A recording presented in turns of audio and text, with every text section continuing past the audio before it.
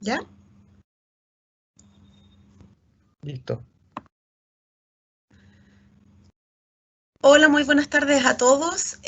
Muchas gracias por darse el tiempo de poder esperar. Estábamos arreglando algunos problemas técnicos para poder partir con la charla de hoy día, que está bastante interesante. Vamos a contar con algunos expositores que nos van a hablar de muchos temas que están total y absolutamente relacionados con todo lo que está ocurriendo.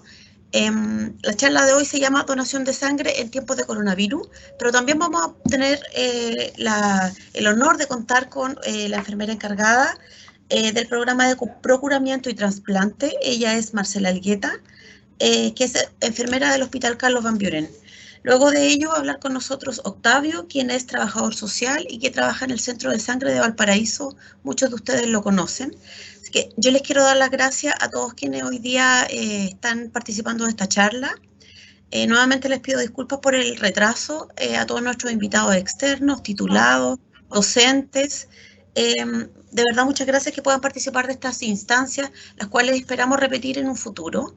Y principalmente darle las gracias a nuestros expositores, a Marcela, a Octavio y Pablo, quienes se han dado el tiempo hoy día de poder acompañarnos, de poder estar con nosotros y entregarnos todo su conocimiento, toda su expertise y todo lo que están viviendo, que yo me imagino que es bastante complejo en estos días de que estamos viviendo una pandemia y todo lo que ha significado para nuestra comunidad, para nuestro país y bueno, para el mundo en general. Así es que ahora los voy a dejar con Marcela. La idea es que después de que tengamos las exposiciones podamos hacer algunas preguntas en el chat.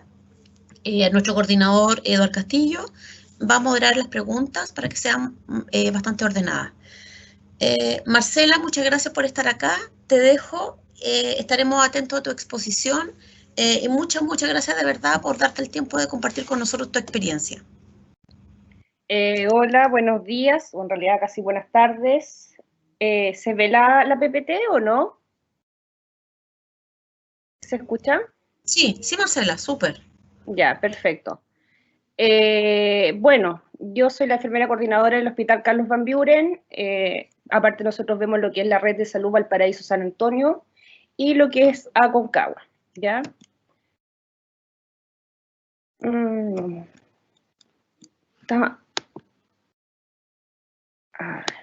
Ahí sí. ¿Qué es lo que es la donación de órganos? Constituye un acto de altruismo y de expresión de solidaridad entre las personas, ¿ya? Y el proceso de procuramiento, o sea, lo que implica es la donación o la extracción de un órgano de un ser vivo, o sea, de un paciente vivo o de un fallecido, para ser trasplantado al cuerpo de la persona que lo necesita o del receptor, como nosotros le decimos más formalmente.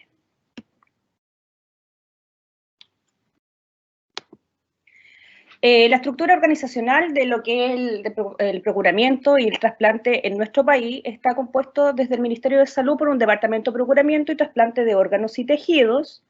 A su vez, en paralelo, interactúan con este departamento de trasplante, o sea, de procuramiento y trasplante, el Instituto de Salud Pública, que son los que administran la lista de espera y ven la compatibilidad de los órganos y a quién van a ser recepcionados estos órganos que son donados.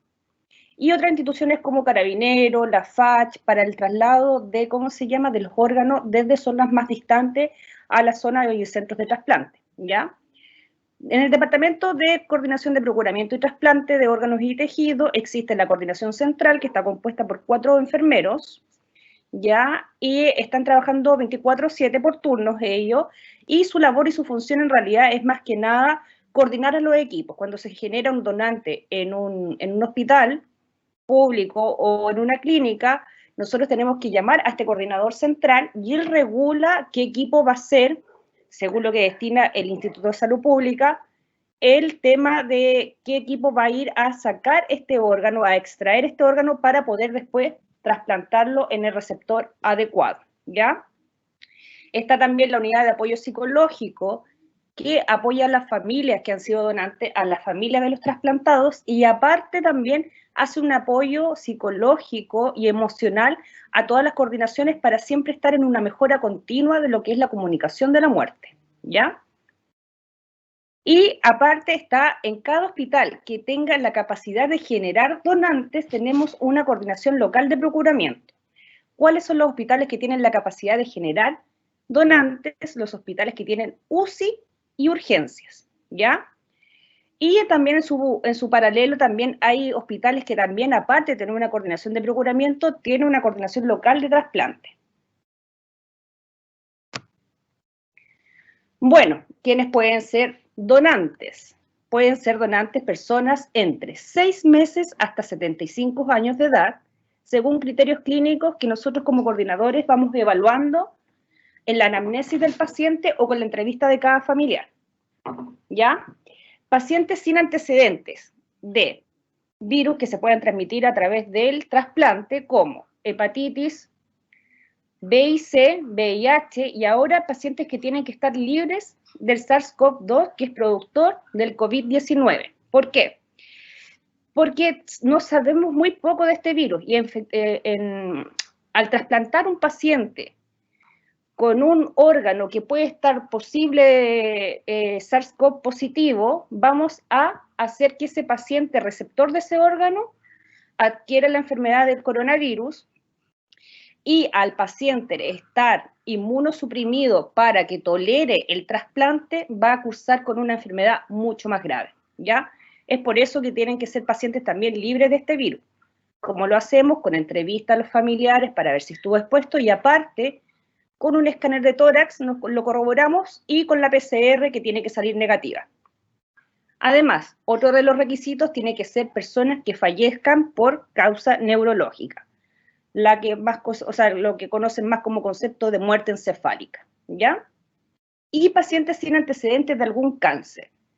Hay pocos estudios respecto a esto, la experiencia en Chile tampoco no hay ninguna en realidad, porque se piensa de que si es un paciente que tiene un cáncer con capacidad de producir metástasis, ¿cómo se llama?, ser trasplantado este órgano, una de estas células cancerígenas podría migrar y podría producir un cáncer en el receptor. Aún todavía no hay estudios, esto se tiene que estudiar más allá. En Europa recién están empezando con todo este tema para ver cuáles son los avances que van a haber. Pero acá en Chile eso es uno de los requisitos para ser donantes. ¿Cuáles son las etapas de un trasplante? Ante la detección de un posible donante en muerte encefálica, se activa el sistema de procuramiento. ¿Quiénes lo activan? La unidad de emergencia adulto o infantil, o la UCI adulto o infantil. ¿Quiénes son en general? Puede ser un paramédico, un TENS, un tecnólogo médico, la enfermera, el médico. La ley dice que tiene que ser el médico, pero cualquiera puede activar el sistema de procuramiento, ¿ya? Como tercer paso, ante la detección de este posible donante, se tiene que certificar que el paciente está fallecido. Una vez certificado que el paciente está fallecido, se realiza la entrevista a familiares como garante en vida de la voluntad del fallecido. Si procede la donación de órganos, la familia firma un acta de donación, ¿ya? Luego de la firma del acta de donación, se comienzan a hacer exámenes para comprobar qué órganos y tejidos pueden ser trasplantados y están en condiciones. Ante eso, en paralelo, el ISP comienza con la compatibilidad donante-receptor, ¿ya? Para ver quién va a recibir ese órgano de ese donante fallecido. En quinto lugar, se le alerta a los posibles receptores para ver si están en condiciones de ser trasplantados. Al estar en condiciones de ser trasplantados estos pacientes, se tienen que dirigir a su hospital de base para que comience la cirugía, y en paralelo se inicia el procuramiento de órganos. Que recuerden que el procuramiento de órganos es la extracción de los órganos de la persona que falleció, ¿ya? Una vez que está el procuramiento activo, o sea, la extracción de los órganos, y los pacientes, los receptores de cada órgano están en sus hospitales o clínicas respectivas, se dirigen los órganos extraídos a ese hospital o a esa clínica, y se comienza con la última etapa, que es el trasplante efectivo del órgano. Y recuerden que el Instituto de Salud Pública son los que tienen la lista de espera, hacen estudios de histocompatibilidad. Esto de los receptores no es algo al azar. es por histocompatibilidad, o sea, la compatibilidad donante-receptor. Y tiene una cobertura, por supuesto, de 24/7 y aparte es un software, por supuesto, verificado por tecnólogos médicos que evalúa a los posibles receptores de estos órganos donados. ¿Qué órganos se pueden donar? Corazón, córneas,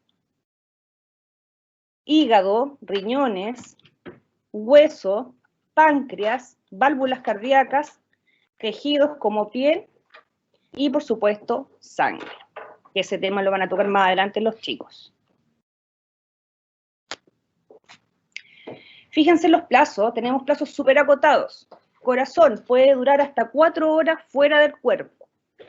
O sea, 4 horas fuera del cuerpo no solamente para que viaje, sino que además para que sea trasplantado en el receptor. Es poquísimo el tiempo, ¿ya?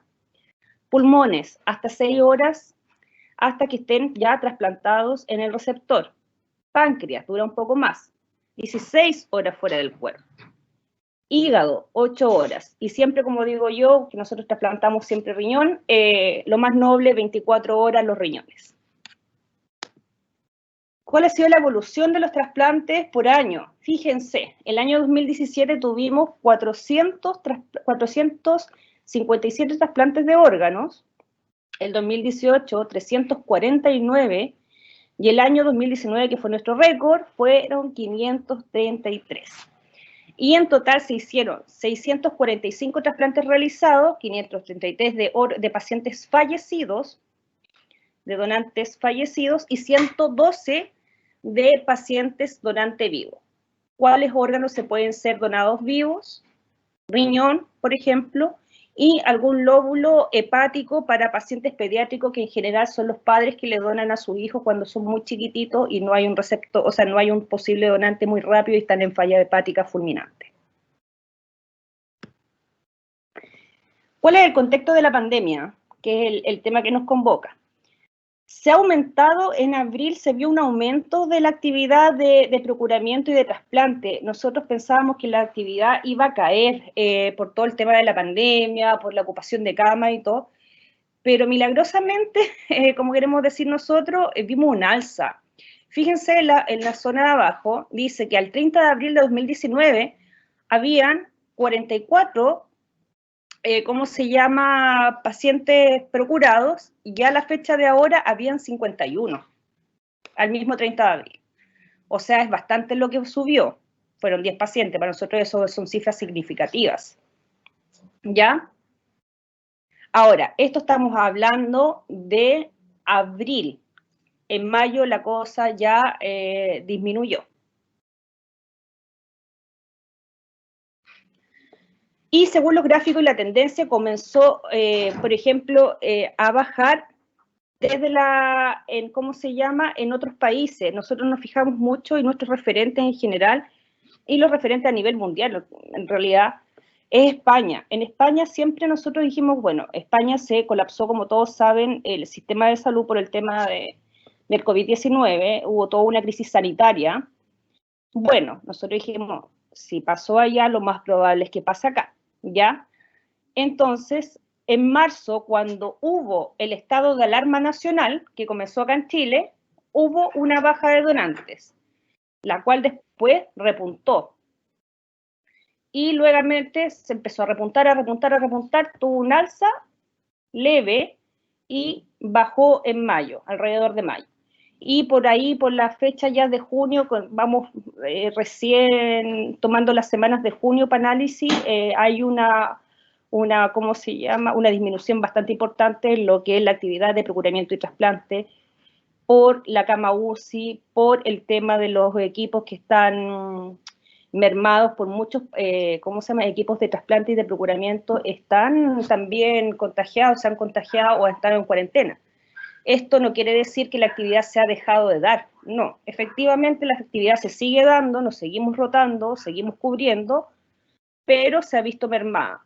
Aparte que los pacientes fallecidos por causa neurológica, en general son pacientes también por politraumatismo o pacientes por accidente de tránsito. Por ahí también vienen los fallecimientos por causa neurológica. Y tenemos que entender con esto que del estado de alerta nacional y los toques de queda, los accidentes de tránsito han bajado bastante. Entonces también hay una baja de donantes por esta misma razón. ¿Ya? Ahora, ¿cuáles son las recomendaciones en realidad? ¿Cómo se llama? Las recomendaciones del Ministerio de Salud. El Ministerio de Salud lo que nos recomienda en realidad es trasplantar solamente a pacientes que tengan una urgencia vital, ¿ya? Vamos a ver cuáles son los pacientes en urgencia vital. ¿Por qué? El hospitalizar a un paciente en este contexto de pandemia requiere un riesgo adicional que el paciente sea trasplantado, ya sometido al riesgo adicional de la cirugía en sí misma. ¿Qué pasa? Como les mencionaba anteriormente, los pacientes que están trasplantados, que se trasplantan, usan inmunosupresores. Los inmunosupresores son para que no rechacen el órgano trasplantado, por muy compatible que sea, el cuerpo reconoce que hay algo que no es de él.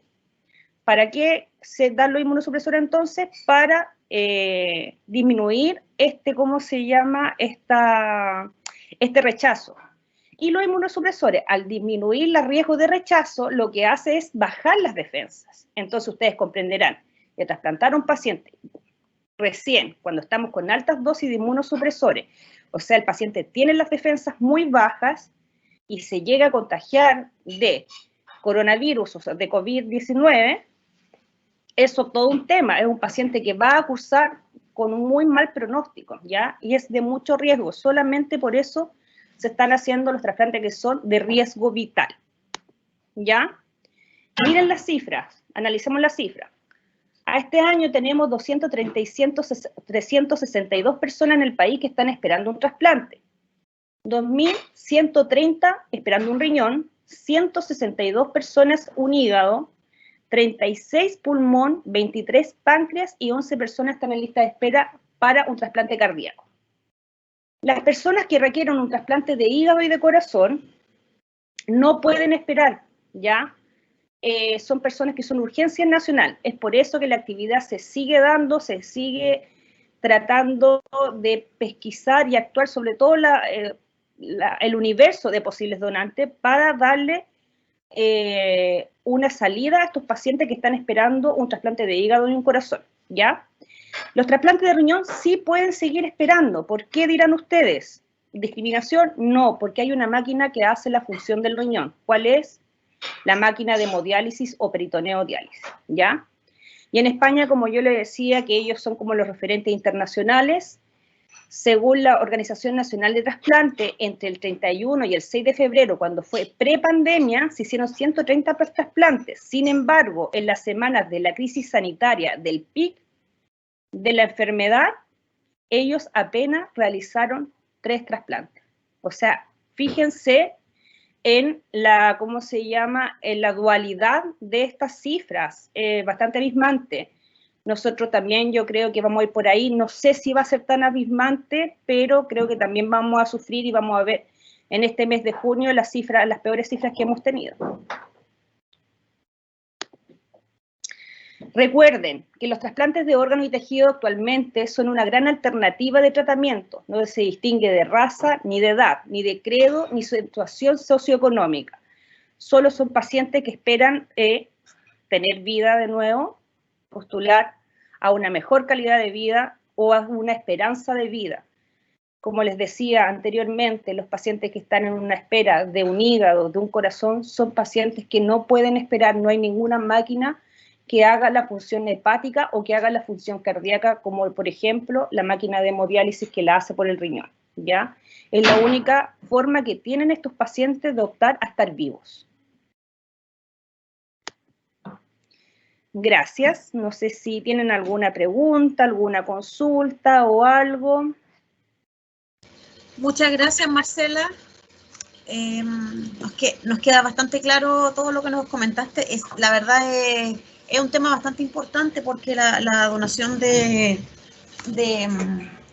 sangre y la donación de órganos es un tema que siempre está al debe, en el fondo. Lo hemos conversado incluso con Octavio cuando se han hecho las donaciones de sangre acá en sede. y siempre están al debe, siempre están en el déficit, y yo sé que ustedes como profesionales tratan de hacer todo lo que pueden para dar cobertura a los pacientes que lo necesitan, obviamente de forma urgente.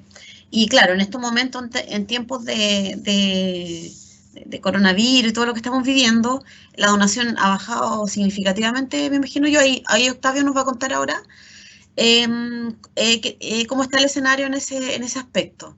¿Ya? Así que ahora los dejo con Octavio. Él es trabajador social, trabaja en el Centro de Sangre de Valparaíso y con quien hemos trabajado durante hartos años en la sede. Él trabaja con nuestros alumnos técnicos en laboratorio clínico, en capacitación, formando monitores de donación de sangre. Así que hay un trabajo colaborativo bastante grande con ellos. Te agradezco también, Octavio, por el tiempo y por todo el trabajo que haces con nosotros en conjunto y te dedicas harto ahí cuando tenemos alguna actividad. Gracias, profesora, por la presentación. ¿Se escucha bien? ¿Se escucha? Sí, súper bien, Octavio, gracias. Perfecto. Voy a proceder a compartir la presentación. A ver cómo se ve bien. Sí, súper. Perfecto. Bueno, primero que todo, agradecer a Duoc-UC y a la profesora Cecilia Alarcón, la directora del área salud de esta casa de estudio, que durante efectivamente años ya ha existido una relación de trabajo en conjunto. Si bien no existe un convenio docente asistencial directamente con el centro, existe un acuerdo de docencia, ¿cierto?, basada en principios que establece el Ministerio de Salud orientado al altruismo, ¿ya? Y por eso el día de hoy estamos potenciando este concepto de la donación altruista, de donación de sangre y de donación de órganos. En ese amparo, ¿cierto?, en ese paraguas de la donación altruista, nosotros como Centro de Sangre tenemos una gran responsabilidad de que estos futuros profesionales, ustedes jóvenes, si se dan cuenta en el día de hoy, en este contexto de pandemia, ustedes están estudiando una profesión que les va a significar salvar vidas y también profesionalmente en muchas ocasiones vamos a estar dispuestos a arriesgar nuestras vidas ¿ya? Para poder salvar a nuestros pacientes.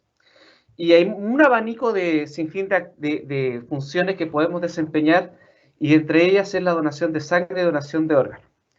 En nuestro tema, que es la donación de sangre, les quiero contar que nuestro centro es uno de 4 del país, ¿ya?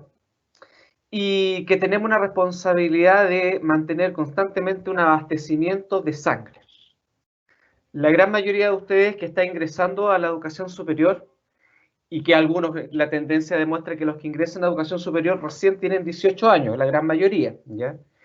Recién empiezan a empaparse de la existencia de esta campaña de donación de sangre. Tienen que saber como futuros TENS que el trabajo en materia de medicina transfusional, de abastecimiento de sangre, de campañas, es algo que van a ver aquí en la universidad y es algo que también vamos a ver cuando usted esté trabajando en un CEFAM o en un hospital público del país. Nuestro centro, como les contaba, abastece desde Arica hasta la región de O'Higgins, por lo tanto, si usted ingresa a alguno de nuestros hospitales públicos, nos vamos a encontrar nuevamente cuando usted trabaje en nuestras campañas en los hospitales. Cuidar de uno es amor, ¿cierto? Cuidar de sus hijos en su casa, de sus hermanos, eso es amor. Pero cuando usted cuida de decenas o cientos de personas, eso se llama enfermería. Y la gestión del cuidado es muy relevante en la donación de sangre, porque efectivamente el cuidado se da también en las campañas de donación de sangre, porque tenemos que velar, tenemos que cuidar, tenemos que abastecer constantemente a nuestros hospitales. Y es por eso que nosotros a veces como centro tenemos que estar pidiéndole apoyo a las casas de estudio de la región, porque el estudiante universitario es el que más dona sangre, ¿ya? Y aquí hay una foto de sus compañeras del año 2019 que, organizado por la profesora de esta cátedra, hicieron una gran campaña, una campaña inédita de todos los CFT y me atrevo a decir carreras de enfermería, donde lograron durante 5 días una campaña permanente donde donaron las distintas, entre comillas, facultades del DUOC de Valparaíso. Se lograron promedio más de 35 a 40 unidades diarias. Este es un reflejo porque las TENS en el hospital, ustedes jóvenes, van a ser parte de poder pedir donantes. Y también tienen que saber que cuando ustedes estén en sala, cuando estén en la unidad de emergencia, cuando esté en medicina interna, cuando esté en pediatría o en la UCI,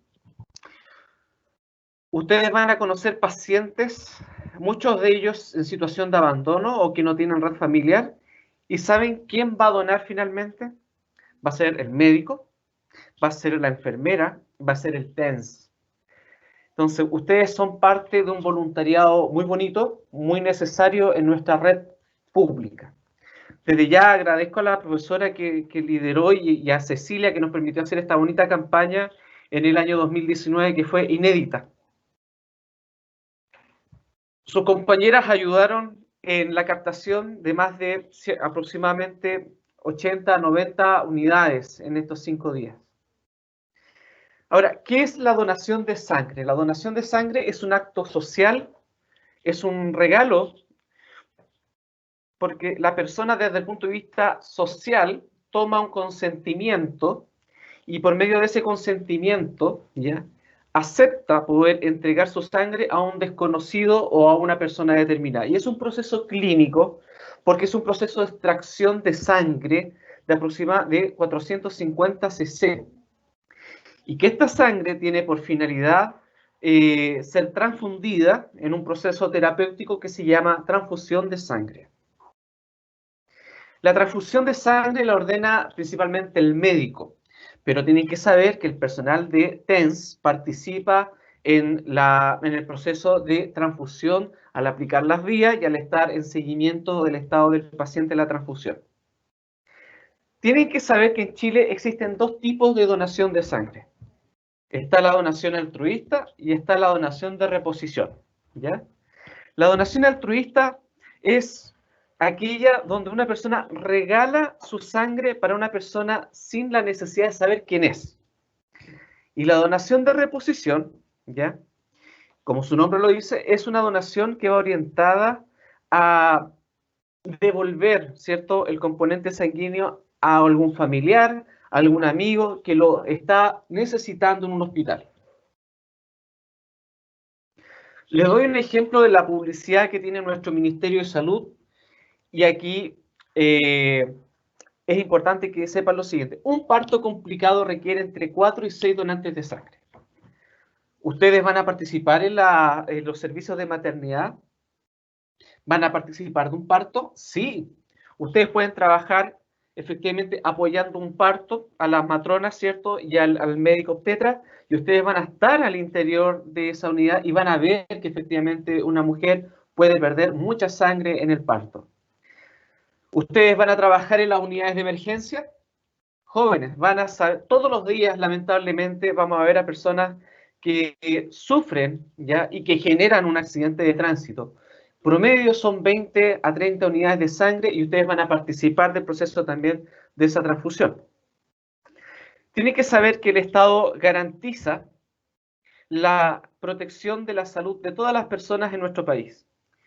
Y además garantiza que todas las personas puedan acceder a un acceso libre, igualitario, a una transfusión de sangre. Pero ustedes que están ingresando a la universidad, si yo les preguntara, ¿cuántos de ustedes donan sangre? Yo me podría osadamente a calcular que por lo menos solamente el 10% ha donado sangre de aquellas personas que recién ingresan a la universidad. Si todos los chilenos donáramos, no tendríamos que estar pidiendo donantes de reposición. Tienen que saber que la donación de sangre no es un derecho ni una obligación civil, es un acto altruista, es un acto voluntario. Desde el punto de vista de la historia, tienen que saber que en Chile actualmente están en funcionamiento 4 centros de sangre. Como les contaba, nuestro centro de sangre, que tiene este vínculo muy fuerte, muy estrecho con su casa de estudios, DUOC-UC, se encuentra en Valparaíso, ¿ya? Y tenemos la responsabilidad desde este centro en Valparaíso abastecer de sangre a casi 16 hospitales del país, desde Arica hasta la región de O'Higgins. De la misma forma, otros centros de sangre del país, entre ellos el Centro de Sangre Metropolitano, se encarga, como el nombre lo dice, de toda la región metropolitana, de todos esos hospitales base en la región. También encontramos el Centro de Sangre Concepción, que se encarga de todos los hospitales del Maule, Biobío, Araucanía y Los Ríos. Y nuestro centro hermano también del Centro de Sangre Austral, que se encarga de la región de los lagos, Aysén, Magallanes y también la Antártica. Aquí les muestro un resumen de los corazones que representan los hospitales base que tenemos que estar abasteciendo.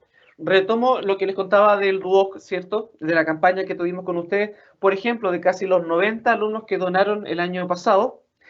Cada unidad de sangre se fue repartiendo, ¿cierto?, a los hospitales de Quillota, de Copiapó, de Vallenar, de Iquique, de Arica. Es para que se den cuenta el impacto de nuestras campañas de donación y de la necesidad que tenemos que estar permanentemente promoviendo.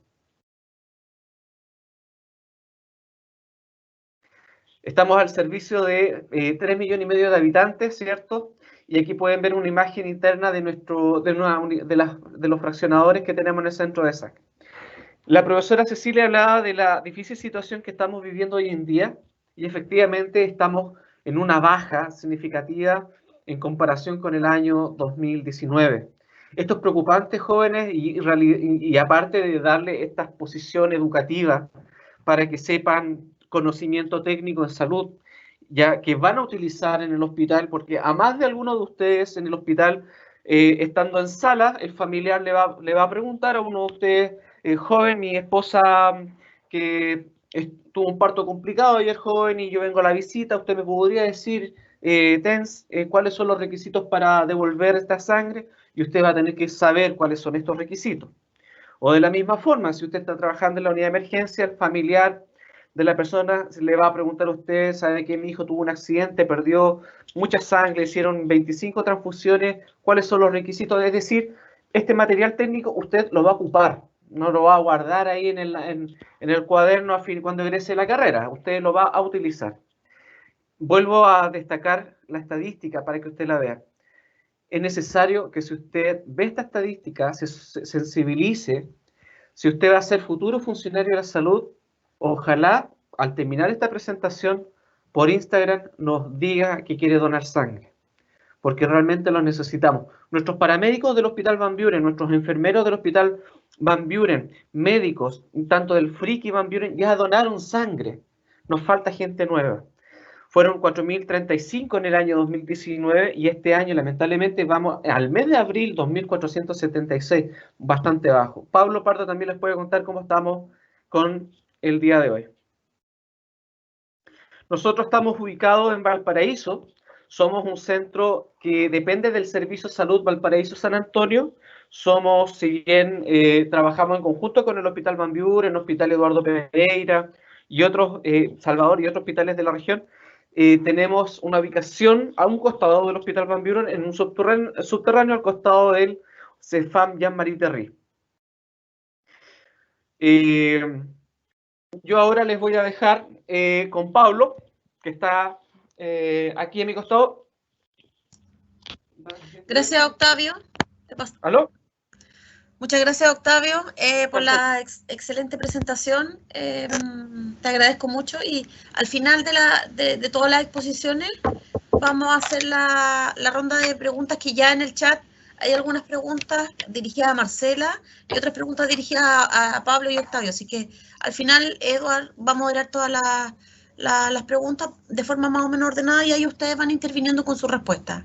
Muchas gracias, bienvenido. Ahora los voy a dejar con Pablo Pardo. Él es tecnólogo médico del Centro de Sangre de Valparaíso, que hoy día yo sé que tuvo algunos inconvenientes, pero aquí está con nosotros. Por eso algunos minutos de demora, así que te agradezco, Pablo, por el sacrificio y todo lo que tuviste que esforzarte para poder estar con nosotros y entregarnos toda tu experiencia. Así que al final de todo podemos leer las preguntas que ya están aquí en el chat. Gracias, Pablo. Gracias a ustedes, feliz de poder compartir y que me puedan escuchar y ver, porque en definitiva ese fue el gran problema que hemos tenido y lo que señalaba Cecilia. Yo recién acabo de llegar y por la gentileza de Octavio tuve que venir, ¿cierto? Y salir del centro de sangre para poder estar con ustedes.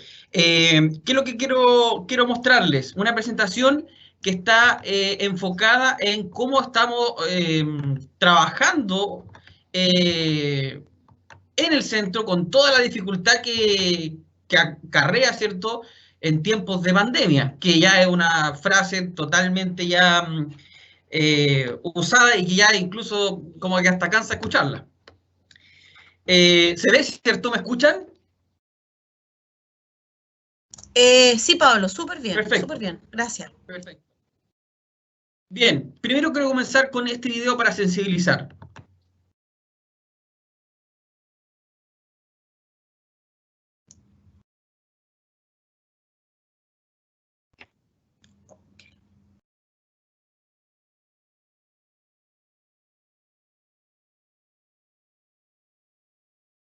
¿Estás compartiendo el video, Pablo? ¿Sí? ¿Se ve? No lo veo por ahora. ¿Pero se ve la presentación? No, ¿No? no. Esperemos unos minutitos ¿Ahora? mientras que veamos ahora. La ¿Ves, tecnología a veces también nos falla, así que demos unos minutos para que podamos arreglar ese inconveniente. Pero, ¿y ahora se ve? Ahora,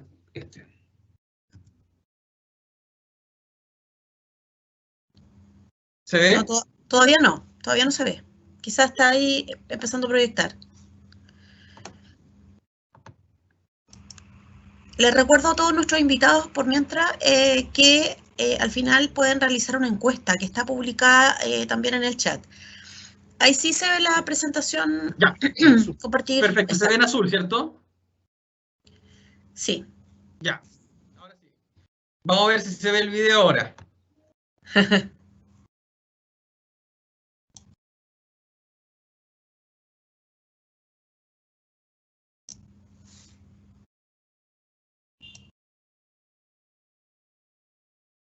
Todavía no se ve, Pablo. ¿Todavía no? No. ¿Ahora? ¿Se ve? Todavía no. Tienes que compartir la pantalla completa. La compartí. No, pero mira, primero lo que tienes que hacer es colocar la diapositiva en forma de presentación y después te ¿Ya? cambias al Teams con Alt-Tab. Perfecto. Deja de compartir la presentación ahora, Ya. ábrela, la pones como presentación con F5, no sé, y de ahí la compartes, o sea, te cambias con la tecla Alt y Tab, la tecla que está al lado izquierdo del espacio. ¿Ya? ¿Listo? Ahí sí. Ahí, súper Exacto. bien. Ah, Súper perfecto. Mejor ¿Se ve esa esa foto bolita? todavía. Sí, por supuesto. Muy bien. Ya, perfecto. Vamos a repetirlo. Estamos. ¿Será? Valió la pena la espera.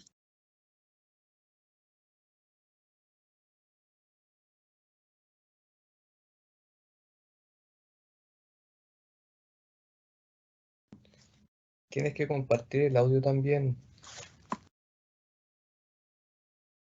Pablo, no escuchamos el audio. ¿Podrías compartir audio, por favor? ¿Y ahí? Vamos, avancemos.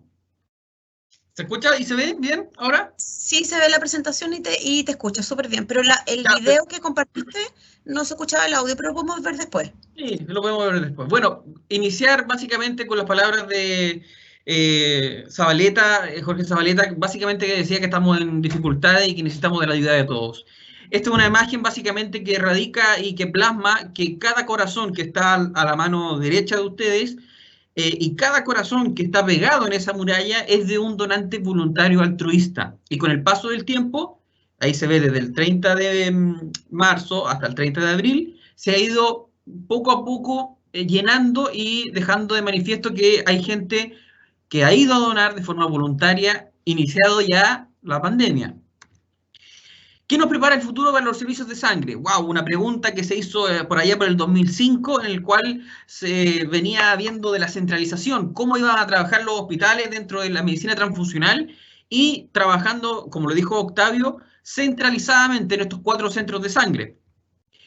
Bueno, el desarrollo de la presentación vamos a hablar un poquito de la enfermedad emergente y reemergente, un poco del SARS-CoV-2, que es el famoso coronavirus, las recomendaciones, cómo mitigar un poco el riesgo potencial de las transfusiones, mitigar el impacto de la disponibilidad de la sangre, en definitiva, y también, por qué no decirlo, del mismo personal que trabajamos en el centro de sangre. Y un poco de conclusión, y podemos también conversar y hacer unas preguntas a ver si pueden opinar algo.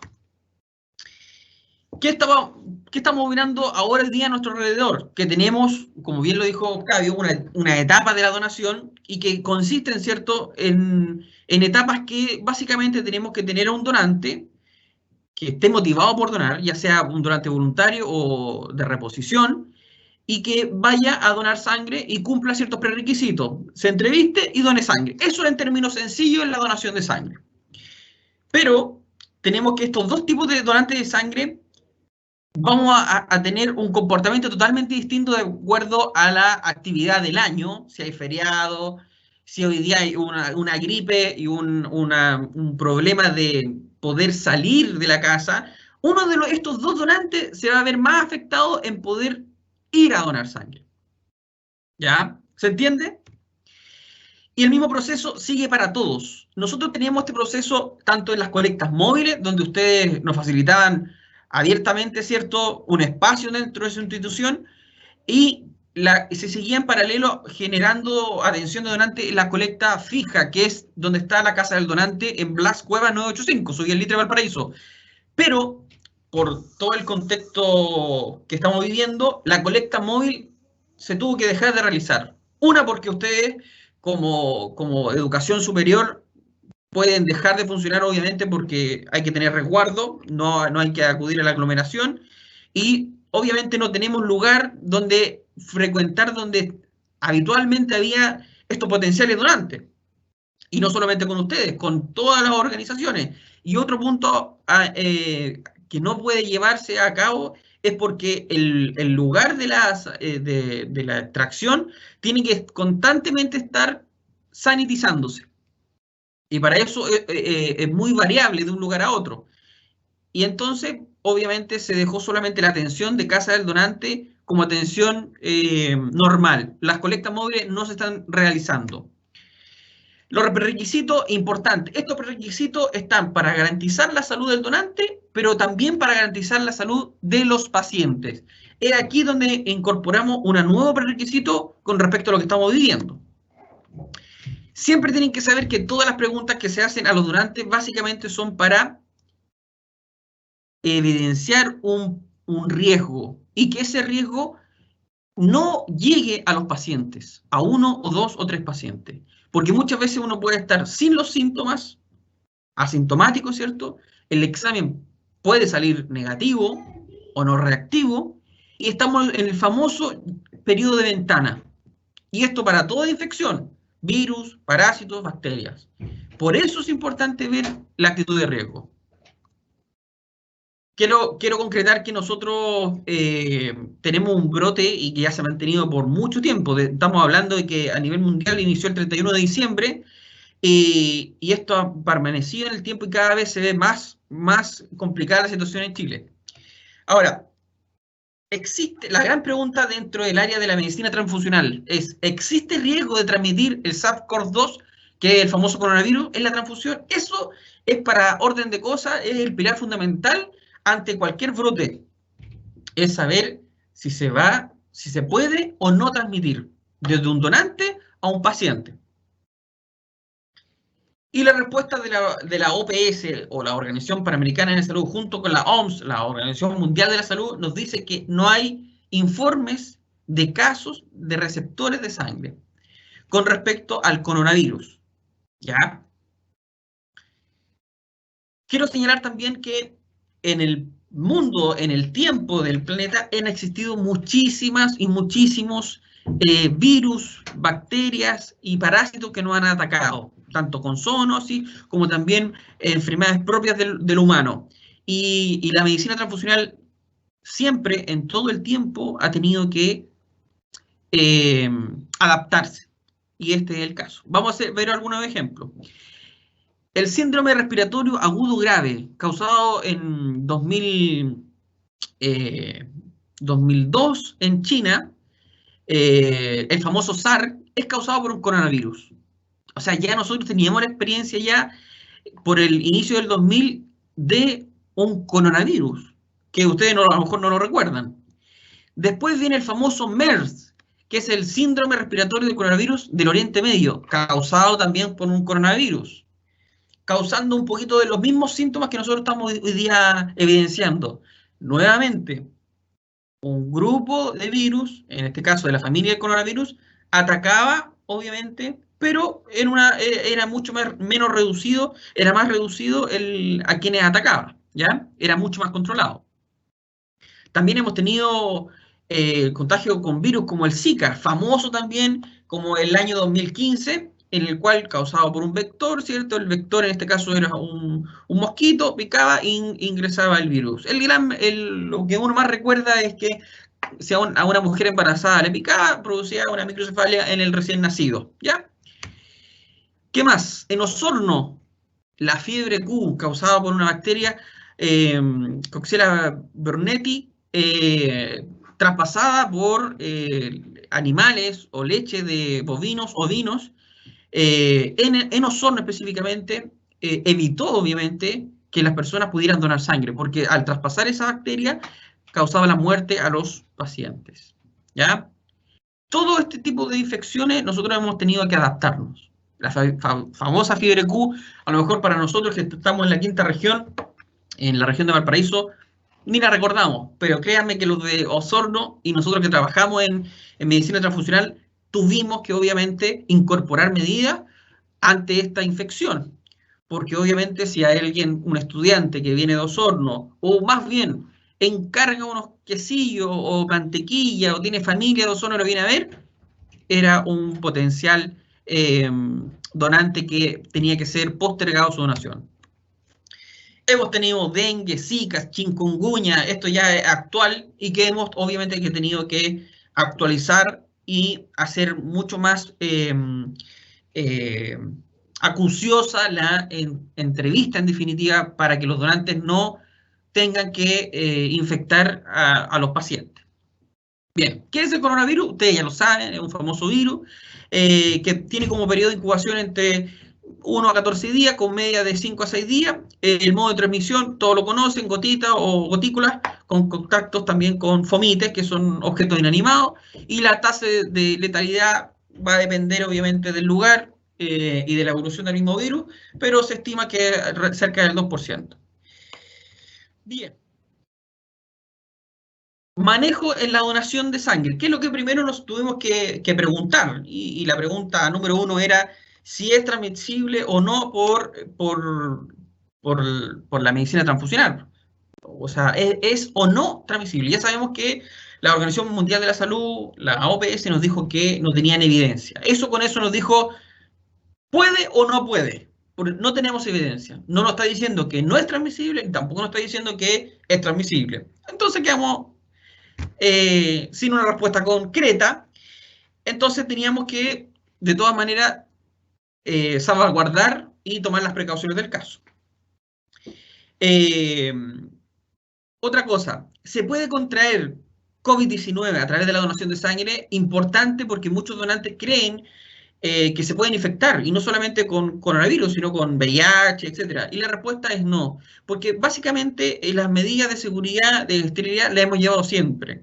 Ahora hemos incorporado otras, el distanciamiento social, usar mascarillas, lavado de manos, toma de temperatura al inicio, evitar la aglomeración. Eso ayuda muchísimo. Y constantemente estar sanitizando el lugar.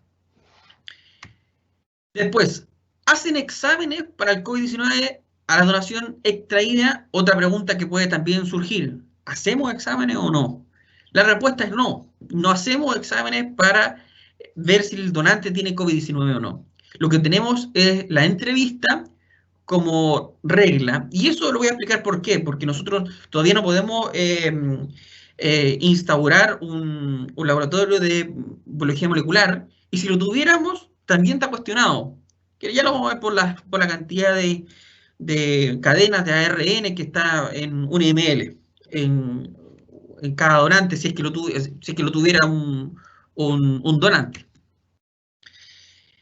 Otra pregunta, si tuve COVID-19, ¿puedo donar sangre? Sí, pero tiene que esperar 3 meses. Importante. O sea, yo puedo donar sangre para ayudar a un familiar o de forma altruista, pero si tuvo coronavirus o COVID-19 positivo, tiene que haber esperado 3 meses. Muchas gracias. Bien, desde inicio de abril ya veníamos haciendo acciones con respecto a y difundiendo que se nos presentaba un gran problema, y esto básicamente el problema es, como no tenemos donantes, o la frecuencia de los donantes, o no tenemos la posibilidad de hacer más colectas, y los hospitales que atienden donantes, les disminuyó muchísimo también la cantidad de donantes que iban, porque cada vez la gente no quiere ir al hospital, si no está enferma, no va a ir al hospital. Como foco importante de que uno puede saber que ahí puede haber mucha gente que puede estar contaminada, entonces evitó. Y nosotros empezamos a ver de frente un baja stock, un stock crítico para poder responder a las necesidades que nunca van a dejar de existir, que son los famosos pacientes oncológicos, pacientes que han sufrido un accidente y que necesitan necesariamente de sangre para seguir viviendo o para un tratamiento médico. Lo que está claro es que no podemos quedarnos sin sangre. Eso ténganlo claro. Pase lo que pase, no podemos quedarnos sin sangre. Bueno, eso ya lo vimos. Los servicios de sangre en general, recibimos todo a nivel país, recomendaciones de la OMS, y nos señalaban que el SAR, cuando se estudió, no se encontró la posibilidad de, no se encontró evidencia básicamente de que se transmitía al SAR, ni siquiera al MERS, siendo que se era el coronavirus, pero obviamente nosotros teníamos que tener los resguardos correspondientes. ¿Ya? Pregunta número 1, ¿podría ser el coronavirus o causar una infección por la transfusión, en la medicina transfusional? Y esto es básicamente es cuestionable, porque sabemos que el virus, todos los virus pasan a viremia, o sea, toda persona que ingiere el virus va a pasar al torrente sanguíneo y va a estar su hebra de ADN circulante en el plasma. Eso es así. Y después se va a alojar en las células, obviamente, para la replicación. Entonces, sabiendo eso, tenemos que saber que el donante más peligroso es el donante asintomático. Ese es el donante que a nosotros nos preocupa muchísimo. Y ante eso, hoy día, no podemos hacer mucho. Aunque existe el comentario, ¿cierto?, de la OMS o de la OPS, que no hay evidencia. ¿Ya? Ahora, el otro elemento que nos protege de los donantes que están resfriados son que los criterios actuales de selección de los donantes evitan que las personas que tengan resfrío, alguna infección respiratoria, donen sangre. Entonces, si hay una persona que tiene o se siente un poco resfriado, congestionado, amígdala inflamada, un cuadro de resfrío típico con temperatura, mucosidad verde, de partida ya no puede donar, pero no puede donar solo ahora, sino que desde antes, o sea, desde que nosotros entrevistábamos a los donantes, el 2006, el 96, el 80, ya se sabía que los donantes resfriados no eran personas sanas y obviamente podían transmitir o había una posibilidad de transmitir alguna infección respiratoria, entonces se evitaba que atenderlo. Bien. Nosotros como centro de sangre recibimos el 2019, perdón, en febrero del 2020, 3 preguntas que eran básicas para excluir o postergar a los donantes. Una que es, si ha estado 4 semanas antes de querer ir a donar fuera o estuvo de viaje en un país que estuvo como endemia el coronavirus, había que evitar su donación 4 semanas. Si venía de Japón, si venía de Italia o España, donde estaba el coronavirus, en ese tiempo evitar donar 4 semanas. Ahora, si los donantes en las últimas 4 semanas, la siguiente pregunta, había vivido o estuvo en contacto con una persona o con un fluido de una persona diagnosticado, confirmado COVID-19 positivo, se tenía que extender, obviamente, y no se podía donar sangre, se tenía que extender 4 semanas si es que tuvo en contacto con una persona con COVID-19 positivo. Y si él tuvo un estudio positivo para el COVID-19 positivo, tiene que esperar 3 meses para la donación. ¿Ya? ¿Cómo mitigamos los riesgos potenciales de la transmisión? A través, básicamente, de la educación. Lo mismo que le estoy diciendo yo es educar al donante con respecto a estos 3 elementos que son importantes para evitar una posible transmisión. Aplicar los criterios de selección del donante y revisar, obviamente, antes de que muchas veces llegue al centro. Y me refiero a que hacer una entrevista telefónica es fundamental, porque una de las cosas importantes que tenemos que tener claro es que evitar la aglomeración y que cada donante tiene que agendar su hora para ser atendido, lo que no podíamos hacer en una colecta móvil, pero sí lo podemos hacer en un lugar fijo. Todos nos organizamos los donantes y como ya sabemos quién va a venir el sábado de los donantes, quién va a venir el lunes, se les llama 1 o 2 días antes y se le hacen preguntas con respecto a la donación, a las posibles causas de que pueda haber estado en contacto con alguna persona con COVID positivo y se evita que vaya por un tiempo. Y además que si la persona pudo llegar al centro, agendado y cumplió la encuesta telefónica, al momento de ingresar se le toma la temperatura. Si esta persona tiene 37.4 hacia arriba, no es permitido el ingreso al centro de sangre. Si tiene 37.3 hacia abajo, puede seguir el proceso. Además, un proceso también importante es que ya el donante que ya ha podido donar y donó su etapa de donación, tiene su bolsita, llegó al plasma, la plaqueta y se produjo el glóbulo, la plaqueta y el plasma en el laboratorio, se hicieron los estudios, pero el donante se fue y 3 días después de su donación llama porque se siente mal, que es un famoso información post-donación, que está ahí en rojo. El IPD, todo donante que después de su donación, de aquí a 2 semanas, tiene un cuadro de resfrío, vómito, diarrea o fiebre, nos tiene que llamar. Si llama y dice que se ha sentido mal, que está con resfrío, que tiene fiebre, nosotros automáticamente todos los componentes que se produjeron de ese donante deben eliminarse. ¿Ya? Importante para evitar, obviamente, la distribución o llegar a un paciente.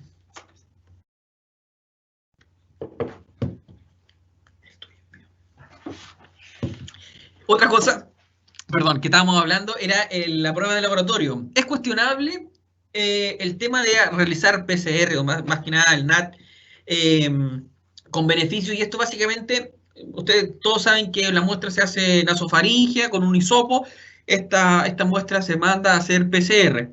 Ahora, ¿por qué es cuestionable hacerlo en el laboratorio? Porque nosotros tomamos muestras de sangre y un elemento de por qué es poco fiable la PCR, en el virus en el plasma, de una muestra normal, es porque la cantidad de hebras de RNA que se puede encontrar en el virus en etapa viral, en viremia, son de 130 cadenas de ARN en 1 ml, lo que es muy bajo.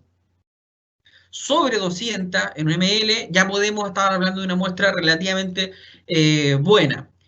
A diferencia, en el cual nos da una posibilidad de entregar un resultado que si tiene o no el virus, entre un 30 y un 50% de una muestra en plasma, versus una muestra obtenida de nasofaringia, nos está hablando de un 70 o un 90% de efectividad, de eficiencia o certeza de que puede tener el virus la persona o no.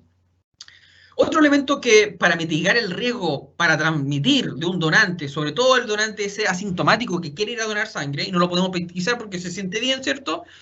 Es la incorporación de una tecnología que es de la reducción de patógenos, inactivación. El centro de sangre compró 900 kits de inactivación para plasma y plaqueta. La idea es que todos los plasmas, todas las plaquetas de los donantes, inactivarlo con irradiación ultravioleta, se le incorpora una solución que puede ser amoptosaleno o riboflavina, se intercala en la hebra de ARN o ADN o un material genético de cualquier virus, parásito o bacteria, cualquiera sea, no solamente del virus del coronavirus, cualquiera presente en el plasma o la plaqueta, lo va a inactivar. ¿Qué significa esto? Va a evitar la replicación viral de quien reciba. Ya lo va a destrozar en términos prácticos. ¿Qué otro elemento importante? La recuperación y retiro de productos existentes en base a información de la infección del donante, el famoso IPD. O sea, si yo recibo la información de que un donante 2 días después de su donación se enfermó, nosotros rápidamente generamos una trazabilidad de dónde está ese plasma, dónde está esa plaqueta, dónde está ese glóbulo, porque la plaqueta puede haberse ido a uno de los hospitales que está asociado al centro de sangre, o puede estar en stock, el glóbulo y el plasma.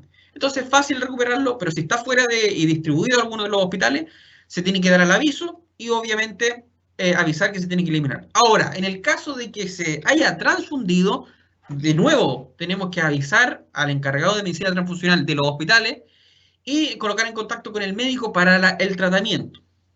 ¿Ya? Y ahí se tiene que hacer la investigación de los posibles casos que pueden haberse infectado de una persona que tenemos que también como donante estudiarlo. Al donante se tiene que estudiar si es que está obviamente llamando y notificando que es un posible caso de coronavirus. Bueno, otro elemento es importantísimo para mitigar el impacto es monitorear todos los días el stock del centro de sangre. Esto es una fotografía en la cual no se ve muy bien, pero básicamente están en línea azul, escrito con azul las letras de los componentes sanguíneos que nosotros fabricamos. O sea, glóbulo rojo leucorreducido, glóbulo rojo leucodepletado, glóbulos rojos pediátricos, plasmas pediátricos, plaquetas leucodepletada en paz, en solución aditiva, plasma fresco, crioprecipitado, pool de plaquetas, glóbulo rojo aféresis leucodepletado. Esos son los productos que podemos ofrecerle a la OMT. Yo le digo plasma, plaqueta y glóbulos, 3 componentes. Dentro de esos componentes nosotros hacemos transformación, o sea, le sacamos los leucocitos, le colocamos soluciones aditivas, como inactivar, eso es más técnico. Pero lo importante es que, no sé si se ve que está los glóbulos rojos, valga la redundancia, en rojo, la mayoría. ¿Y cuál es el más demandado? Lejos de los grupos sanguíneos, es el O positivo, porque la gran cantidad de pacientes y de las personas que habitamos en Chile son O positivo. El otro bien demandado es el A positivo. Y ahora, también, aunque es poco demandado, pero es crítico, es el O negativo. Estamos hablando que nosotros debiésemos tener alrededor de 70 en stock, 70 glóbulos rojos O negativos. Y ahí señala la imagen que tenemos 12. Lo que es trágico, porque nosotros tenemos alrededor de 16, para ser exacto, 16 hospitales. O sea, si ya nos pide uno cada uno, estaríamos al 10. ¿Ya? Siempre seguimos educando, si uno quiere ir a donar, cuáles son las recomendaciones, cuáles son las condiciones, si puedo o no donar con respecto a la donación. Activamos todas las redes sociales y es como un medio importante, ¿cierto?, para llegar a las personas. Y ocurrió un fenómeno que al principio, en abril, mayo, la gente ya estaba trabajando en el teletrabajo, no había clases, ¿cierto?, presenciales, al menos en la educación superior, y nos encontramos con que las redes sociales empezaron a subir en cuanto a las visitas, a la interacción, y obviamente habla de porque las personas están más en la casa y tienen mucho más tiempo. Y fue un foco bastante importante porque captamos donantes a través de redes sociales que antes no habíamos tenido. Seguimos educando, aunque nos cansemos, ¿cierto? Pero siempre va a haber alguien que va a leer y que no sepa para qué se usa la sangre, para qué se usan los glóbulos rojos, etc. Otra medida que tuvimos que incorporar, y lógicamente es de acuerdo a lo que mismos donantes nos decían. Quiero ir a donar, pero no quiero subirme a un transporte público, no quiero ir en el micro, no quiero ir en el metro, no quiero subirme a un colectivo. Entonces, obviamente, como habíamos dejado de hacer colectas móviles, el móvil que se dé ahí lo utilizamos para poder facilitar el traslado del donante desde su casa al centro y desde el centro a su casa.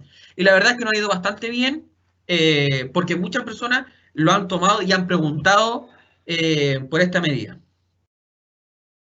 Recordar también que siempre, independiente que los vayamos a buscar, se tiene que pedir hora. Otra de las mejoras y otra dentro de la gestión es que tenemos que tener claro que muchas veces, como dice ese viejo y conocido adagio, el que más tiene, no, o sea, el más rico no es el que más tiene, sino el que más menos necesita. Y ante eso, nosotros podemos tener un stock muy bajo hoy día, pero también tuvimos que dar una información a todas las unidades de medicina transfusional, no solamente de la región o la macro red norte del país, sino que a nivel de todo Chile, que se tenían que dejar de ejecutar cirugías electivas o programadas, se tenían que postergar. Lamentablemente no son hoy día prioridad, nuestra prioridad es salvar la vida, sobre todo esas personas que necesitan día a día para seguir viviendo. ¿Ya? Así que ese es, en definitiva, el gran ayuda, y además a los médicos también decirles que estar con bajo stock, el uso alternativo de fármacos, como por ejemplo eritropoyetina, factores de la coagulación como el 8 y el 9. Otro elemento importante, aparte del riesgo de los suministros de sangre de los donantes, es la utilización de los recursos, la jeringa, las bolsas, los tubos, los reactivos, un montón de elementos que sabemos que podemos estar a lo mejor con una constante de donante, 20 diarios, 30 diarios en la casa del donante, pero ¿qué ocurre si de un mes a otro no nos llegan los reactivos? No vamos a poder atender a los donantes, y eso también podría repercutir en el stock. No solamente los donantes, es un sinfín de elementos que conllevan el funcionamiento del centro. Es básicamente hablar solamente del alcohol. Si hoy día no tuviéramos alcohol, no podríamos funcionar. ¿Qué hablar de las medidas de seguridad para los funcionarios? O sea, si se enferman 2 funcionarios del centro de sangre, se cierra la atención del donante. Hoy día, favorablemente, no tenemos a nadie enfermo, y desde el mismo punto de vista, el minuto 1 se reagruparon 2 grupos, y cada una semana nos turnamos. Una semana está un grupo y en la otra semana está el otro grupo, y suple las funciones de donante, de laboratorio, de producción, de planificación, de promoción, etc. Entonces, si hay algún grupo, hay alguna persona que está sospechosa o hay una persona que se haya enfermado, suple el grupo número que le corresponde, ¿cierto?, hasta descartar si tiene o no el virus. Y esto lo recordamos porque el suministro de la sangre y los componentes tiene que ser suficiente, pero sobre todo seguro. Eso es vital para garantizar una buena terapia transfusional. Podemos tener suficiente sangre, pero si es poca segura, no nos sirve de nada. Bueno, y aquí una pregunta. ¿Cuál es la situación actual básicamente hoy día de la donación? Quiero hacer una pregunta abierta, no sé si me pueden contestar. ¿Qué creen ustedes? ¿Cuál es el porcentaje de la baja de donaciones? No sé si lo han escuchado o lo han visto de diario. ¿Cuánto creen ustedes que hemos bajado las donaciones a nivel de la quinta región, o a nivel de Chile, o a nivel de la macro red?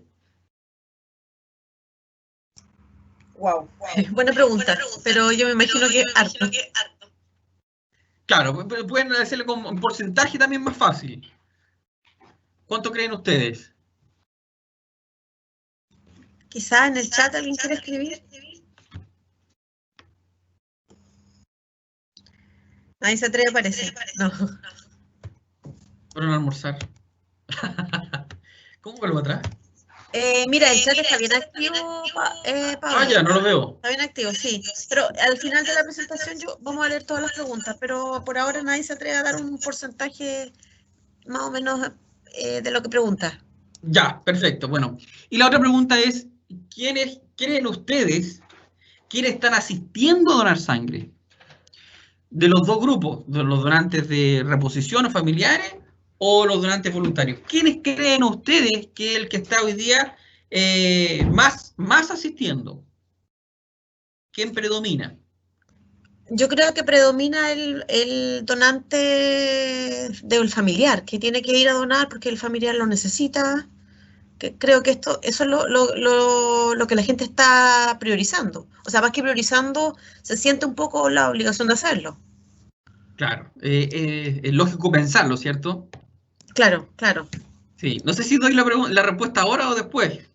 No, di nomás, porque tenemos hartas Bueno, preguntas en el chat, así que... ya, perfecto, perfecto. Bueno, la respuesta es, paradójicamente, los voluntarios. Mira, Los qué voluntarios bueno, qué bueno. aumentaron. Nosotros teníamos una tasa del 30% voluntario y 70% de reposición.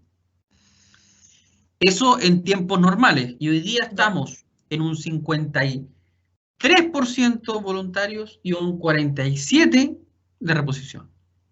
O sea, hemos superado a los familiares, ¿ya? Y eso radica básicamente porque se dejaron de hacer estas operaciones electivas de cirugías. Ah, perfecto. Eso es un punto muy importante, pero también aumentaron muchísimo los donantes voluntarios porque el chileno es muy solidario. Hubo un accidente que siempre comentamos en Santa Osa como hace 2 años, hubo un terremoto el 2010 y sin tener en ese tiempo la cercanía de las redes sociales con las personas, se nos llegó no al centro de sangre. Y es porque está incorporado en muchas personas que son voluntarias, altruistas, y en el tiempo que ante cualquier catástrofe se va a necesitar sangre. Y eso nos ayuda muchísimo. Ahora, eso es muy importante porque la Organización Mundial de la Salud, el 98, señala que la única forma de garantizar stock es con donantes altruistas fidelizados. Es la única solución. Bien, unas gráficas que empezamos a incorporar, ¿cierto? Si va a salir, que sea para donar sangre, no podemos quedarnos sin sangre, no den la mano, por el brazo, agenda tu hora en redes sociales, que fue algo que tuvimos que forzosamente hacerlo, ¿cierto? Difundir medidas adicionales para educar al donante, que si va, obviamente tiene que lavarse las manos al llegar, que no tiene que ir con los síntomas del resfrío, que tiene que pedir su hora, que no tiene que ir acompañado por un niño, porque obviamente no lo van a poder dejar entrar, no tiene que hacer su celular dentro del centro de sangre, se le va a tapar la temperatura, y importante también que lleve su lápiz para evitar este fomite, ¿cierto? Entre pasárselo entre una persona y otra, lleve su lápiz y contesta todo con su lápiz y se queda con su lápiz. Así es como trabajamos hoy día, todos con guantes, todos con pecheras, todos con mascarilla, con una imagen en la cual se nota que hay que tener un distanciamiento mínimo de 1 metro. La persona que más, en definitiva, está expuesta es la persona que hace la flebotomía. Y ahí se ven las antiparras, ¿cierto? La pechera, la mascarilla, guantes, y esto es de uso obviamente personal. Los EPP son vitales. Si nosotros usamos EPP, elementos de protección personal, vamos a tener la seguridad que no nos vamos a contagiar si es que lo usamos bien. Eso es importante, porque yo puedo utilizarlo y creerme Superman, ¿cierto? Pero si no me lo sé sacar, si no cambio la mascarilla en las horas predeterminadas, obviamente, me voy a contagiar. Entonces, la educación parte no solamente para los donantes, sino también para los funcionarios.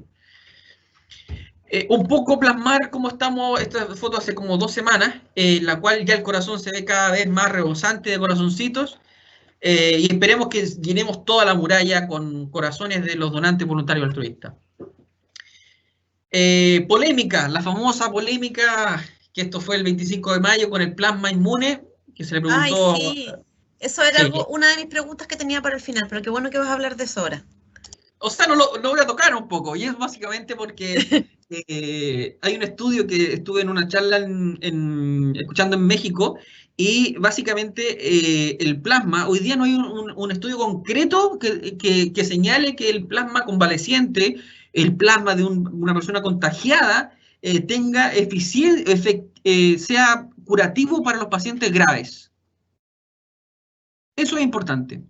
El título básicamente para que sea de una persona que tuvo COVID, tiene que haber creado sobre 600, 1 en 600, ese es el título que tiene que tener sobre 600 para que sea terapéutico para el paciente. Pero eso es tirar una moneda al aire, porque no todas las personas son respondedoras. O sea, yo puedo haber tenido COVID, pero me sacan plasma y yo voy a tener 1 en 180. Entonces, básicamente van a transfundirlo y no va a causar ninguna terapia o ningún efecto positivo para los pacientes. Eso es uno. Lo que sí han visto resultados es los pacientes leves, no graves, los pacientes que tienen un cuadro leve de la enfermedad. No los que están conectados a ventilador, no los que están en la UCI. Para ellos no es el plasma convaleciente. Y básicamente el gran problema hoy día es encontrar donantes que creen títulos 1 en 600. Me estoy refiriendo a la inmunoglobulina que protege o que sirve para eliminar o defendernos del virus. Como resumen, algunas enfermedades siempre han estado con nosotros y esas enfermedades pueden volver a aparecer o pueden aparecer nuevas. Hay un caso también que está pasando con la hepatitis B, y las hepatitis B en definitiva están siendo mutadas, y están siendo mutadas para la vacuna que nosotros mismos creamos, no yo obviamente, pero se crearon para defendernos. Entonces, claro, todas las personas se vacunan contra las personas que van a trabajar en salud, se vacunan contra la hepatitis B y creen que están inmunes, ¿cierto? Pero de partida no saben si son respondedores o no a la vacuna. Segundo, no se sabe a qué virus de la hepatitis B, si mutada o no, va a contagiarse. Entonces eso hay que tener mucho cuidado. Y muchos virus mutan. Y uno de los virus que ya está mutando y se han encontrado estudios es la hepatitis B. Muchas políticas públicas, muchos hábitos de las personas también influyen. Si nosotros sacamos elementos o vacunas, obviamente después en el tiempo pueden reaparecer. Hay un caso de malaria que estaba controlado, pero estaba controlado el mosquito como vector. Y básicamente el virus cambió de mosquito, de la Aedes aegypti, y volvió a aparecer la malaria. Pero el virus mutó. Lo que fue hábilmente es lo que pasa en la vida, ¿cierto? Si yo estoy siendo tocado por un lado, puedo evolucionar. Bueno, los virus evolucionan mucho más rápido que nosotros, pero puede causar una enfermedad reemergente. Y ahí es lo difícil de cómo atacar, cómo defendernos. Y conclusiones, básicamente la transmisión del virus respiratorio hoy día se considera que es poco probable, es muy poco probable en definitiva, pero no por eso no vamos a hacer nada. Por eso nosotros hemos elevado todas las condiciones que están en nuestro alcance para poder realizarlo. Y básicamente tenemos que tener un acceso para todos, suministro de sangre, de los componentes, y tiene que ser de partida o de un interés nacional, un interés de la comunidad, porque muchas veces uno no sabe cuándo lo puede ocupar, pero sí lo que tenemos que tener claro, que todos contribuimos para que la sangre sea segura. Si uno necesita, y lo va a necesitar al menos una vez en la vida, que ese componente sanguíneo que me vayan a transfundir sea seguro. Para eso nosotros estamos haciendo todo lo que está en nuestra mano, pero también dependemos de ustedes, los donantes voluntarios. La sangre más segura es del donante voluntario, no el donante de reposición. No estoy tampoco castigando a los donantes de reposición. Hay muchos donantes voluntarios que les piden ir a donar por un familiar o un conocido y esos también son voluntarios. Pero el donante, no podemos hacer juicio de que todas las familias sean iguales, con el mismo principio de valor, etc. Y ahí lo importante es que el donante más seguro es el voluntario altruista. Y nosotros vamos a seguir pidiendo, y todos los hospitales van a seguir pidiendo donantes de reposición o les van a pedir donantes a los pacientes porque la cantidad de donantes voluntarios es muy poca para resolver la demanda. Estamos con crisis con lo negativo. Si alguien sabe que en su grupo, o si no lo tiene claro, puede ir a donar y nosotros le informamos qué grupo sanguíneo es. Lo importante es que lo sepan. Otra cosa importante, si su mamá es negativo, dentro de la familia alguien más tiene que ser negativo. Recordar que el 14 de este mes, el 14 de junio, se celebra el Día Mundial del Donante de Sangre. Este domingo están todos invitados a que le demos un gran aplauso a todos los donantes voluntarios, a todos los donantes en general, que sobre todo en este tiempo han salido de su casa y han ido a ayudar. No solamente las personas que trabajan en salud son los héroes, ellos también contribuyen y con 18, 20, 30 años, 50 años, 60 años, y sin trabajar en salud, han ido, los que trabajan en salud también han ido, y es un mérito importante reconocerlo, y qué mejor que con un aplauso que sea genérico, ¿cierto? Ojalá en todo el país se repita y que todos se sumen, porque es lo mínimo que podemos hacer, reconocerlo en su día. Hay un hashtag que se llama aplaude la donación, y ustedes pueden utilizarlo, ¿cierto? Y poder difundirlo. Eso. Muchas gracias. Muchas gracias, Pablo. Muchas gracias a Octavio, a Marcela. Una extensa exposición, bien con harta información. Le agradecemos harto por su tiempo, por la dedicación. La verdad es que hay hartas preguntas del chat que yo me he ido dando cuenta que Marcela la ha ido respondiendo, ¿ya? Sí, la he ido respondiendo para que vayamos avanzando, porque son hartas las preguntas que tenemos en el chat. Entonces, la idea ahora es que nuestro coordinador, que es Eduard Castillo, que Octavio lo conoce a Eduard, va a leer algunas preguntas puntuales, las que Marcela no ha podido contestar, obviamente, porque ya avanzó en eso. Hay algunas preguntas que se contestan gracias a la charla que ustedes han dado, porque en el camino han estado hablando de esas mismas cosas. Así es que es harta información, pero yo creo que todos los que están acá conectados y todos los que pusieron atención a la charla pudieron dar certeza de qué es lo que estamos viendo y escuchando en la tele todos los días. Todos teníamos dudas de ¿puedo donar o no puedo donar? ¿Cómo lo hago? Yo me imagino que una de las preguntas puede ser, por ejemplo, ahora que entramos en cuarentena en la región de Valparaíso, ¿cómo lo hacemos para donar? Yo me imagino que si tengo un familiar y me piden donar, ahí puedo pedir el salvoconducto. Pero si quiero ir a donar de forma altruista, ¿el salvoconducto también se lo pido a Carabinero? Excelente pregunta, porque eso hoy día empieza a las 22 horas. Claro. Y nosotros nos vamos, de partida tienen que saber que nosotros no vamos a dejar de funcionar. Perfecto. ¿Ya? ¿Eso qué quiere decir? Que sí o sí los donantes que quieran transitar o ir a donar de forma voluntaria o de reposición, tienen que tener un salvoconducto, y eso es así, y para eso nosotros generamos un certificado, y con ese certificado que nosotros les enviamos a su correo o a su WhatsApp, tienen que ingresar a la comisaría virtual, ir a pedir hora al médico, adjuntan el documento y ahí pueden obtener el salvoconducto. Porque al pedir la hora, les van a pedir un documento que acredite que van a ir a donar sangre. Ok, me quedó súper claro. Era una de las dudas que tengo. Eduard, tú que estás ahí viendo los chats, ¿nos podrías ir leyendo algunas preguntitas rápidas? Porque hay estas preguntas que se repiten igual, ¿ah?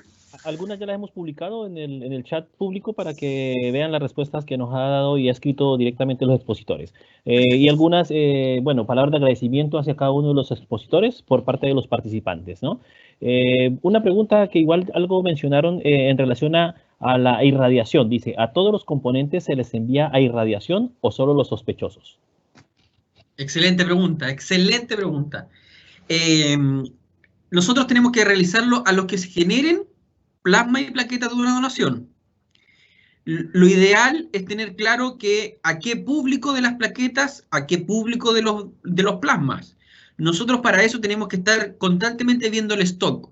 Nosotros tenemos los plasmas que duran un año. ¿Qué quiere decir eso? Que todavía tenemos plasmas que no fueron obtenidos en tiempos de pandemia. ¿Se entiende? Entonces, hay gente que donó en diciembre, hay gente que donó en noviembre, y que ese plasma dura hasta noviembre del 2020.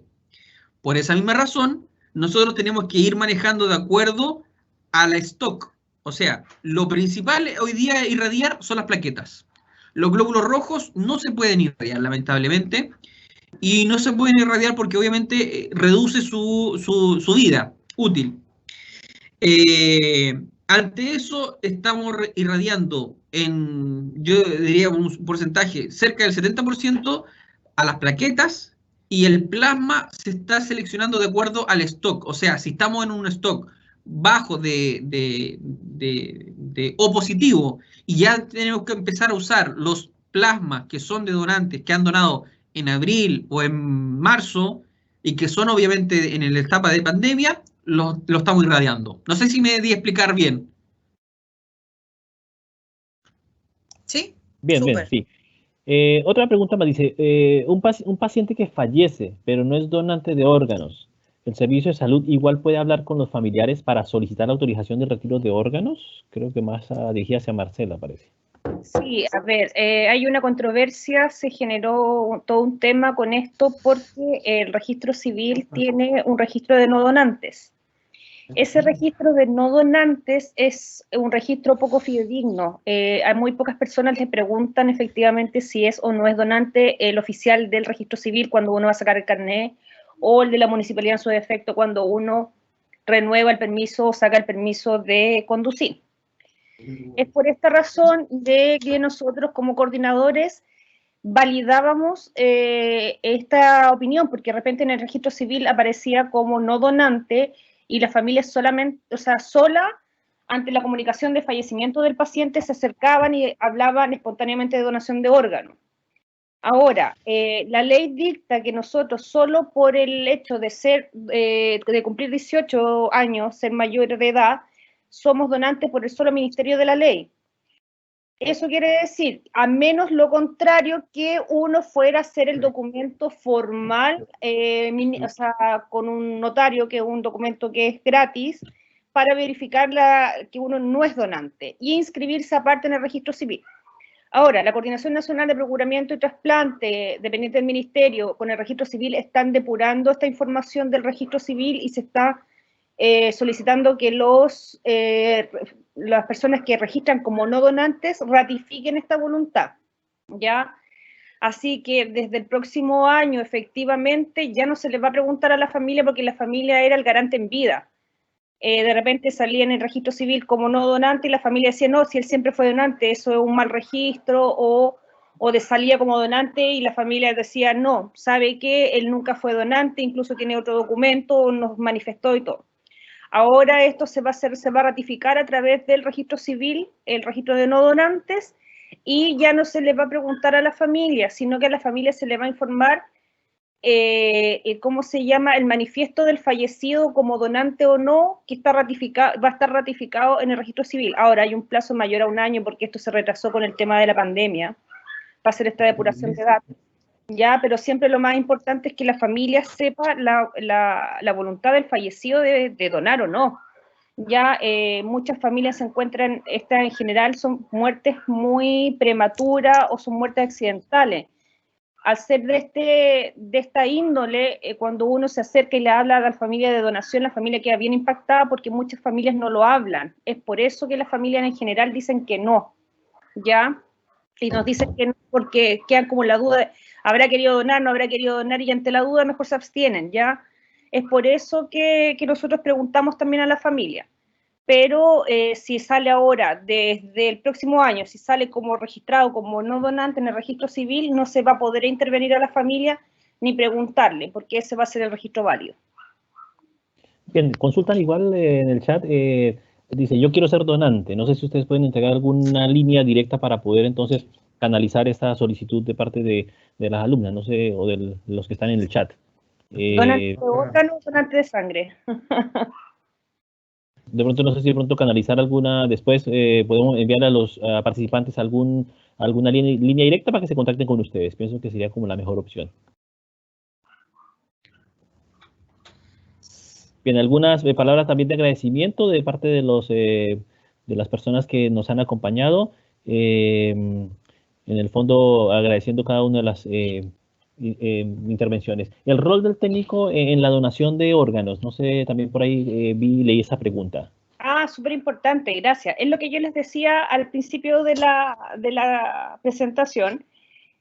A ver, en la ley sale marcado de que el responsable es el médico tratante del paciente el notificar sobre un caso de posible donante, o sea, un paciente que tiene entre 6 meses y 75 años y que está con una injuria cerebral grave, ¿ya?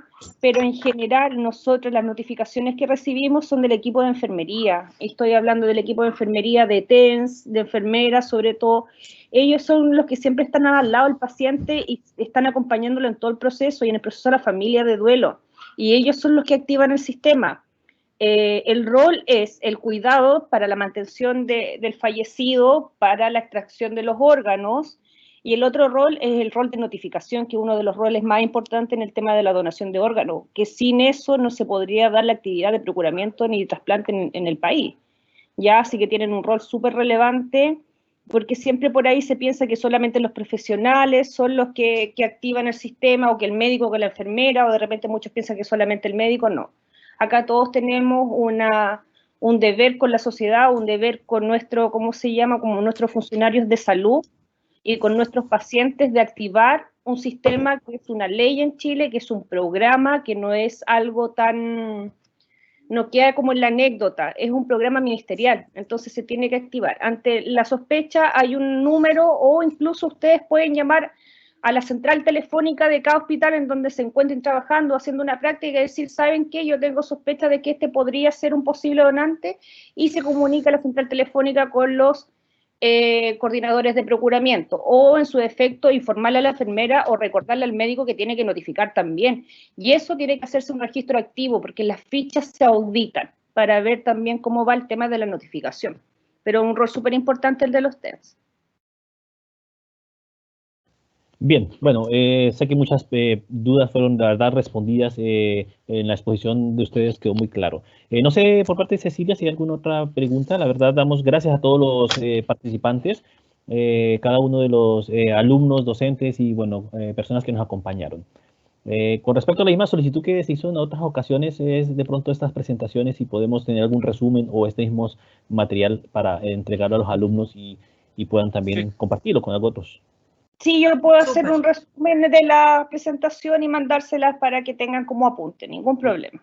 Les agradecemos, ya que el lunes tuvimos un especialista en rayos, ayer tuvimos un especialista en la parte de maternidad, lo que es una matrona, y de verdad que esto se agradece, porque es información actualizada. Muy buenas las exposiciones de los tres, por eso nos gustaría poder contar con ese material. De todas formas, esta charla queda grabada, y si a ustedes no les incomoda, la podemos compartir después, porque nos podría servir para las clases de nuestros alumnos de laboratorio principalmente, y bueno, en general de la escuela de salud, porque son temas transversales. Aquí hay una pregunta que dice, ¿cuántos donantes diarios tienen estos días de pandemia? En promedio, más o menos. Mira, hasta la semana anterior estábamos atendiendo 30 donantes diarios, 30, 32 diarios. ¿Ya? Hoy día, esta semana, podemos decir que estamos cerca de los 20. Y hoy día, 20 diarios. Eso significa que muchos que van a donar, no todos pueden donar. Entonces, que vayan 20, ya estamos hablando que podemos tener 15 unidades de sangre de donantes. Que hayan ido 30, también. O sea, estamos hablando de que pueden haber tenido 25. Entonces, se redujo muchísimo la donación, y sabemos que con el paso del tiempo vamos a llegar a una etapa crítica, sobre todo por lo engorroso que puede ser pedir para muchas personas un certificado, pedir hora, pedir forma de traslado. Por eso nosotros ofrecemos el traslado. Así que los que quieren, nosotros estamos abiertos a ayudarlos en todo. Lo importante es que sepan que esta necesidad no se detiene. Claro.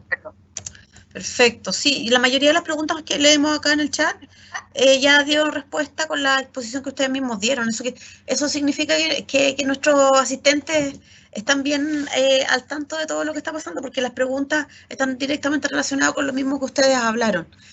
Bueno, yo les agradezco por mi parte, no sé si quieren agregar algo, pero de verdad estoy enormemente agradecida. Esta charla ya bien extensa, con mucha información. También le agradezco a Marcela por haberse unido a compartir con nosotros su experiencia, su conocimiento. De verdad que lo de la donación de órganos es un tema bien complejo. Bueno, tú comentaste todos los detalles y bueno, esperemos que las cifras mejoren, que prontamente las cifras de coronavirus también disminuyan, ¿cierto? Porque todavía no vemos un escenario favorable. Así es que, pero de todas formas, esta nueva modalidad de hacer charlas y seminarios si bien puede tener algunos problemas técnicos al inicio, yo considero que es bastante viable y mucho más fácil de abordar, porque pueden estar todos desde sus casas escuchando estas exposiciones, así que incluso puede ser un poquito más cómodo que una charla presencial que requiere de mucha logística para llevarla a cabo. Así que muchas gracias, Octavio, y muchas gracias, Pablo. Muchas gracias, Marcela. Yo sé que ahora también tienen que ir a almorzar. Pablo quizás tiene que volver al Centro Sangre ahora. Te agradezco mucho que hayas corrido para poder estar con nosotros. y gracias por todo, que les vaya súper bien, que tengan un buen fin de semana. Y muchas gracias a todos nuestros asistentes. Y los invito, por favor, a contestar la encuesta. Muchas Hasta luego, gracias. Nosotros. Sí, gracias. Sí. ¿Cecilia? Sí, dime. Súper.